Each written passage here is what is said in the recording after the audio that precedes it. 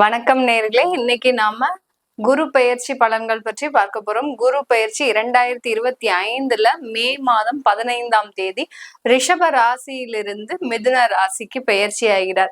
இந்த மிதுன ராசிக்கு பெயர்ச்சி ஆகக்கூடிய அந்த குரு பகவான் பாத்தீங்கன்னா இந்த 3 நட்சத்திரங்களை மட்டும்தான் அவரு கடக்க போறார். என்னென்ன நட்சத்திரம்லாம் அப்படின்னு பார்க்கும்போது மிருகஷீரிடம், திருவாதிரை, அடுத்து புனர்பூசம், இந்த நட்சத்திரங்களை மட்டும்தான் இந்த ஒரு வருட கால ஆண்டுக்கு அவர் கடக்க போறார். இடையில பாத்தீங்கன்னா ஒரு 1.5 மாசத்துக்கு அந்த அதிசாரம் எடுத்து அந்த கடக ராசியில உச்சம் பெற்று திரும்ப மிதுன ராசிக்கு வருவார்.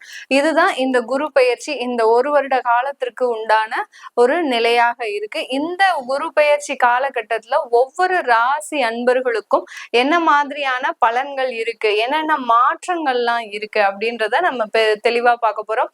இந்த சேனல்ல முதன்முறையா பாக்குறீங்கன்னா சப்ஸ்கிரைப் பண்ணிக்கோங்க. பெல் பட்டன்ல ஆல் ஆப்ஷன் சூஸ் பண்ணீங்கன்னா உங்களுக்கு என்னுடைய அடுத்தடுத்த பதிவுகள் நோட்டிபிகேஷனா வந்துட்டு இருக்கும். முதல்ல பார்க்கக்கூடிய நட்சத்திர அன்பர்கள் மேஷ ராசி அன்பர்கள். மேஷ ராசியில அஸ்வினி, பரணி, கார்த்திகை இந்த 3 நட்சத்திரங்களும் அடங்கும். இந்த மேஷ ராசி அன்பர்களுக்கு குரு பகவான் பாத்தீங்கன்னா உங்களுடைய பாக்யாதிபதி, அடுத்து விரயஸ்தானாதிபதி ஆகப்பட்ட அந்த குரு பகவான் உங்களுடைய ராசிக்கு 3ஆம் இடத்திற்கு பெயர்ச்சி ஆகிறார். 3ஆம் இடத்துல செல்லக்கூடிய அந்த குரு பகவான் பாத்தீங்கன்னா செவ்வாயினுடைய நட்சத்திரம், ராகுனுடைய நட்சத்திரம், குருவனுடைய நட்சத்திரம், இந்த 3 நட்சத்திரங்களையும் இயக்க போறார். இந்த 3 நட்சத்திரங்கள்ல இருக்கும்போது இந்த மேஷ ராசி என்பர்களுக்கு என்ன மாதிரியான மாற்றங்கள் அப்படின்றதுதான் நம்ம இந்த பதிவுல பார்க்க போறோம். இந்த மேஷ ராசி என்பர்கள் எப்போதுமே ஒரு தெளிவான எண்ணத்தை உடையவர்கள். அந்த தெளிவான எண்ணம் பாத்தீங்கன்னா இவர்களினுடைய வாழ்க்கையில அடுத்தடுத்த மேம்பட்ட வளர்ச்சியை அடைவதற்கு உண்டான ஒரு எண்ணங்கள் தான் இருக்குமே ஒழிய ஒரு ஸ்டேஜ்ல இருந்து இன்னொரு ஸ்டேஜுக்கு வரும்போது அதிகப்படியான ஒரு பிரச்சனைகளையும் சந்தித்தவர்கள் இந்த மேஷராசி அன்பர்கள். எப்ப பார்த்தாலும் ஒரு போராட்டமா தான் இருக்கும். அதே சமயத்துல ரொம்ப சூடா இருப்பாங்க. எப்போதுமே ஒரு சுறுசுறுப்பா இருக்கிறதுனால இவர்களுக்கு பாத்தீங்கன்னா அந்த உடம்பே பாத்தீங்கன்னா பயங்கர ஹீட்டான பாடியா இருக்கும். அதே சமயத்துல இவர்கள் இந்த மேஷ ராசி என்பவர்கள் அதிகப்படியான அசைவ உணவை உண்பவர்களாக இருப்பாங்க. கோயில் குளம்னு போயாச்சுன்னா கிட்டத்தட்ட 1 மாசம் 48 நாள் அப்படின்னு இருந்தா கூட அதை பத்தி எல்லாம் பெருசா ரொம்ப கவலைப்பட மாட்டாங்க. ஐயோ நம்மளால அசைவ உணவு சாப்பிட முடியாது, நம்ம விரதம் இருக்கணுமே அப்படின்ற மாதிரியான அந்த ஒரு தேவையில்லாத எண்ணங்களும் இருக்காது. கோயிலுக்கு போகணும், 48 நாள் விரதம் இருக்கணும்னா அந்த நெறிமுறையை அழகாக நேர்த்தியாக கடைபிடிப்பவர்கள் நம்ம மேஷ ராசி அன்பர்கள் தான். எந்த அளவுக்கு எதுல கான்சென்ட்ரேஷனா இருந்து நம்ம வேலை செஞ்சா நம்மளுக்கு சில நன்மைகள் நடக்கும் அப்படின்னு தெரிஞ்சு வச்சுட்டு அந்த வேலையில ரொம்ப அதிபுத்திசாலியா ரொம்ப கான்சென்ட்ரேஷனோட மத்தவங்களுடைய அட்வைஸும் கேட்டுக்கிட்டு அந்த மாதிரியாக ஒரு ஒருங்கிணைந்து செல்பவர்கள் தான் மேஷ ராசி என்பர்கள். ஆனா இவர்களுக்கு கோபம்னு வந்துருச்சுன்னா வீட்டுல இருக்கிறவங்க யாருமே பக்கத்துல நிக்க முடியாது. அந்த அளவிற்கு அந்த கோபம்ன்றது எந்த நேரத்துல எப்ப வரும் சொல்ல முடியாது. அதே சமயத்துல அந்த உறவினர்கள் மத்தியில எப்போதுமே ஒரு கெட்ட பேர் இருந்துகிட்டே இருக்கும். கரெக்டான நேரத்துல கரெக்டான விஷயத்த பேசி கெட்ட பேர் வாங்குபவர்கள் நம்ம மேஷ ராசி அன்பர்கள். இந்த மாதிரியான ஒரு விஷயம் செய்யறதுனால இவர்களுக்கு எப்போதுமே உறவினர்கள் மத்தியில அவர்கள் பேரு பாத்தீங்கன்னா ஒரு கெட்ட பேருது, ஒரு அவமானப்படுத்துறது, அந்த உறவினர்களும் சும்மா இருக்க மாட்டாங்க. இவர்களை எப்போதுமே சீண்டிக்கிட்டே தான் இருப்பாங்க. அந்த அளவிற்கு இந்த மேஷ ராசி அன்பர்கள் தன்னுடைய கொள்கையில ஒரே நோக்கோட இருந்து செயல்படுபவர்கள், ஒரு போராட்ட குணம் உடையவர்கள் இந்த மேஷ ராசி என்பர்கள். இப்படிப்பட்ட இந்த மேஷ ராசி என்பர்களுக்கு அந்த குரு பகவான் உபஜய ஸ்தானத்துல செயல்படுறாரு. உபஜய ஸ்தானத்துல முதல்ல போகக்கூடிய ராசியே பாத்தீங்கன்னா அந்த நட்சத்திரமே செவ்வாயினுடைய நட்சத்திரம் தான். உங்க நட்சத்திரத்துக்கு அதிபதியும் அந்த செவ்வாய் தான். அதாவது உங்களுடைய ராசிக்கு அதிபதியும் அந்த செவ்வாய் இருக்கிறதுனால இந்த மேஷ ராசி என்பர்களுக்கு குரு பெயர்ச்சி ஆன உடனேயே ஒரு இடமாற்றம் கண்டிப்பாக இருக்கக்கூடிய ஒரு நேரமாக இருக்கும். சில பேருக்கு பாத்தீங்கன்னா தொழில் சம்பந்தமான அதிகப்படியான அலைச்சல்கள், ஏன்னா அவருடைய மேஷ ராசிக்கு விரையாதிபதி இல்லையா, அவர் 3ஆம் இடத்துல உபஜய ஸ்தானத்துல நகரும் போது அந்த தொழில் சம்பந்தமாக சில விஷயங்களுக்காக நீங்க அதிகமான அலைச்சலை இந்த 1 வருட காலத்திற்கு சந்திப்பதற்குண்டான ஒரு டைமா இருக்கும். இந்த மேஷ ராசி என்பர்கள் தொழில் பாத்தீங்கன்னா டிஃப்ரெண்ட் வெரைட்டிஸ் ஆஃப் தொழில் பண்ணிக்கிட்டே இருப்பீங்க.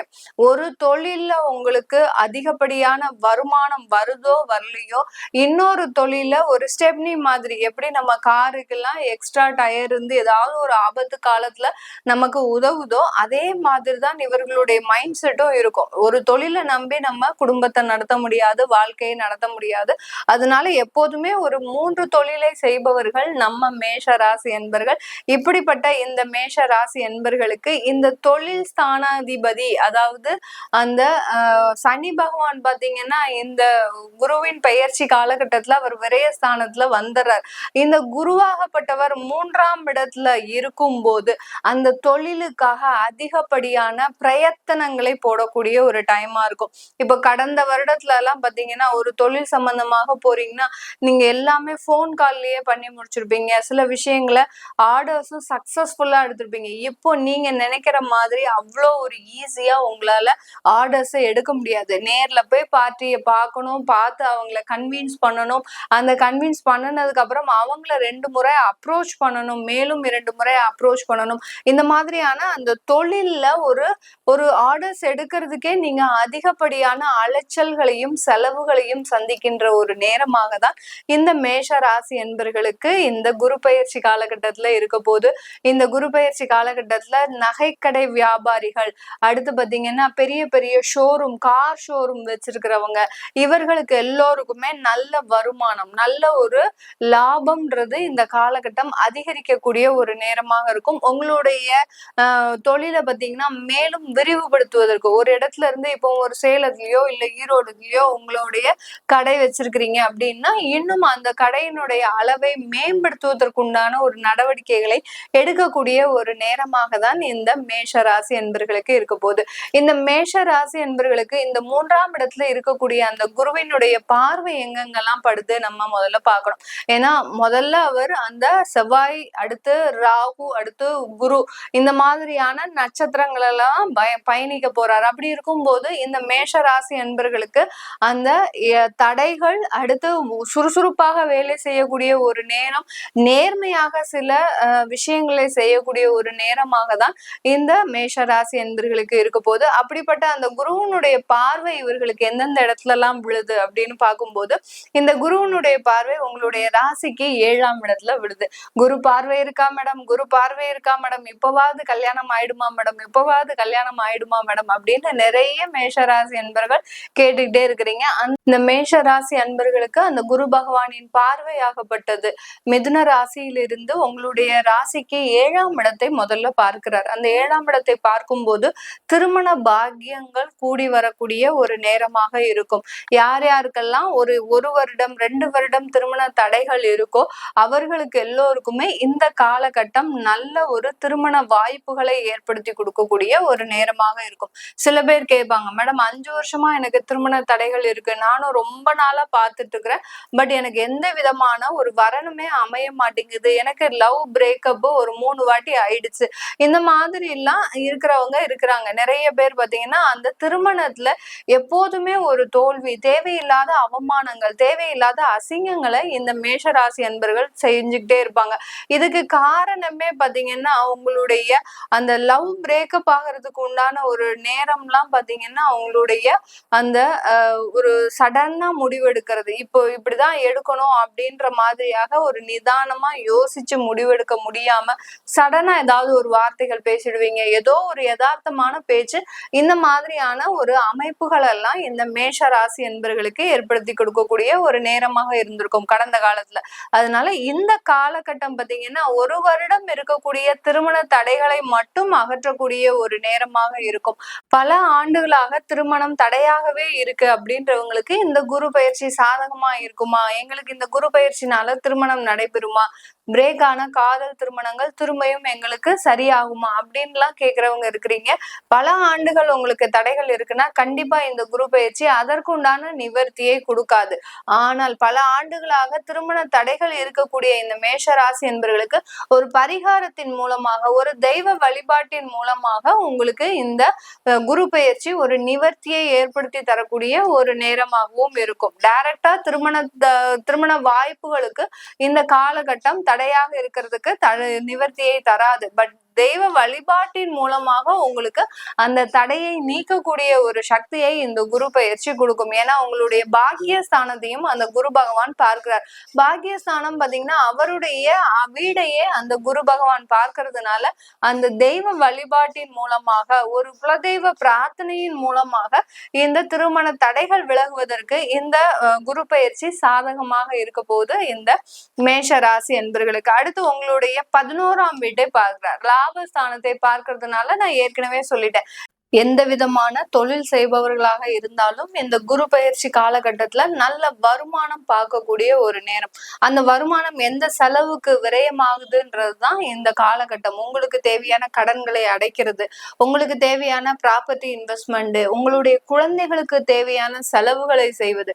குருனாலே குழந்தையினுடைய காரகத்துவம், அதனால குழந்தைகளுக்கு தேவையான ஒரு செலவுகளை செய்வது. இந்த மாதிரி தான் அந்த வருமானங்கள் திட்டமிட்டு செயல்படக்கூடிய ஒரு நேரமாக தான் இருக்கும் இந்த காலகட்டம். அதாவது அசைவ உணவு இருக்கு, எங்கெங்கெல்லாம் இருக்குதோ, அதாவது அசைவ உணவு தயாரிப்பவர்கள், அசைவ உணவை விற்பவர்கள், இவர்களுக்கெல்லாம் நல்ல ஒரு ஏற்றத்தை, லாபத்தை கொடுக்கக்கூடிய ஒரு நேரமாக தான் இந்த குரு பெயர்ச்சி காலகட்டம் இருக்க போது. பெரிய பெரிய நகை கடை, அடுத்து பாத்தீங்கன்னா ஒரு கார் ஷோரூம் வச்சிருக்கிறீங்க, இல்ல கமிஷன் பிசினஸ் பண்றீங்க, இல்ல லேபர் கான்ட்ராக்ட் வச்சிட்டு இருக்கிறீங்க, இல்ல மீடியா ஃபீல்டுல இருக்கிறீங்க, இந்த மாதிரியான தொழில் செய்யறவங்களுக்கு அவர்களினுடைய லாபம் ஒரு குறிப்பிட்ட அளவை தாண்டாது. நீங்க இந்த காலகட்டத்துல ஒரு டார்கெட் வச்சு நீங்க இதுல வேலை செய்ய முடியாது. இருக்கக்கூடிய வாய்ப்புகளை பயன்படுத்தி தான் மட்டுமே வேலை செய்ய முடியுமே ஒழிய ஒரு டார்கெட் வச்சு நீங்க வேலை செஞ்சீங்கன்னா அதனுடைய அளவை எட்ட முடியுமா அப்படின்றது இந்த குரு பயிற்சி உங்களுக்கு தீர்மானிக்காது. ஏன்னா ஒரு வருட காலம் மட்டும்தான் இந்த மேஷராசி என்பவர்களுக்கு விரையாதிபதின்றதுனால தொழில இருந்து வருமானத்தை கொடுக்கும், விரயத்தையும் கொடுக்கக்கூடிய ஒரு காலகட்டம் தான் இந்த குரு பயிற்சி காலகட்டம். இந்த மேஷ ராசியில இருக்கக்கூடிய ஒவ்வொரு நட்சத்திர அன்பர்களுக்குமே பாத்தீங்கன்னா அஸ்வினி நட்சத்திர அன்பர்களுக்கு மன குழப்பங்கள் எல்லாமே தீரக்கூடிய ஒரு நேரமாக இருக்கும்.